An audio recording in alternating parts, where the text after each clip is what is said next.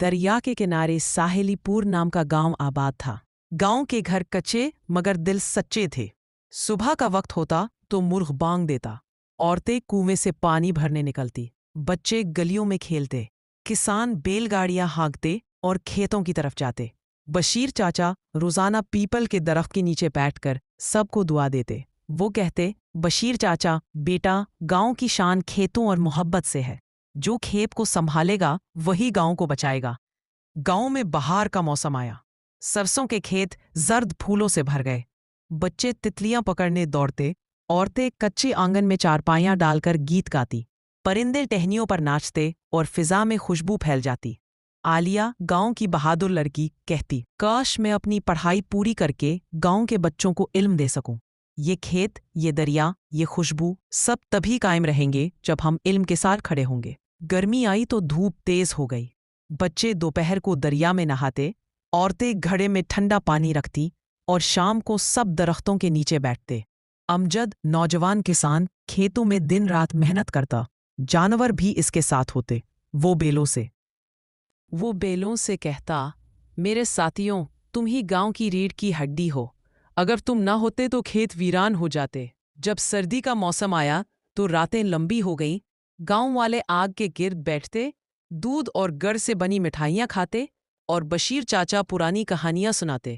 عالیہ رنگین شال اوڑھ کر بیٹھتی اور کہتی، چاچا جی، آپ کی کہانیاں دل کو گرما دیتی ہے۔ ایک دن گاؤں میں فراز آیا۔ وہ شہر کا لالچی تاجر تھا۔ اس نے گاؤں کی زمین پر نظر ڈالی اور کہا، یہ سب زمین میری فیکٹری کے لیے بہترین ہے۔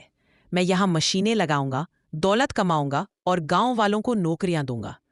گاؤں والے حیران تھے۔ بشیر چاچا نے صاف جواب دیا، یہ زمین ہماری ماں ہے، ماں کو بیچا نہیں جا سکتا۔ لیکن کچھ کمزور لوگ لالچ میں آ گئے۔ فراز نے پیسے بانٹنے شروع کیے۔ عالیہ نے عورتوں کو اکٹھا کیا۔ وہ سب دریا کے کنارے جمع ہوئیں اور کہا، ہم اپنی زمین نہیں چھوڑیں گے، یہ ہمارے بچوں کی سانس ہے۔ امجد نے نوجوانوں کو ساتھ لیا۔ وہ رات کو پہرا دیتے، جانوروں کو قریب رکھتے، تاکہ اگر کوئی چپکے سے کھیتوں پر قبضہ کرنے آئے تو وہ بھاگ جائے۔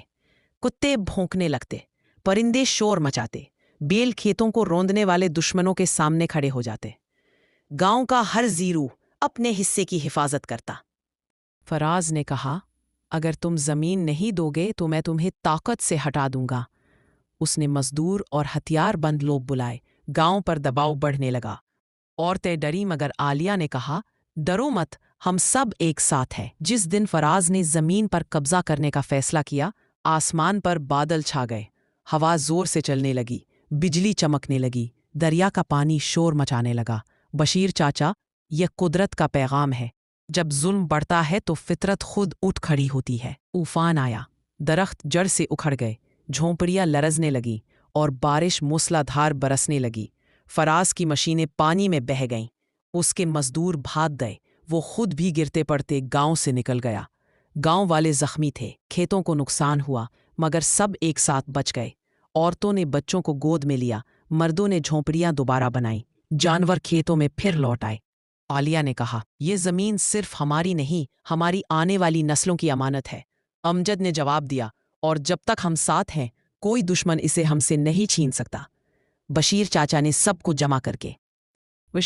نے سب کو جمع کر کے کہا، یاد رکھو، دشمن باہر سے آئے یا اندر سے، اگر ہم ایک ہوں گے تو کوئی ہمیں نہیں ہرا سکتا۔ اور فطرت بھی انہی کا ساتھ دیتی ہے جو اپنی زمین اور محبت کی حفاظت کرتے ہیں۔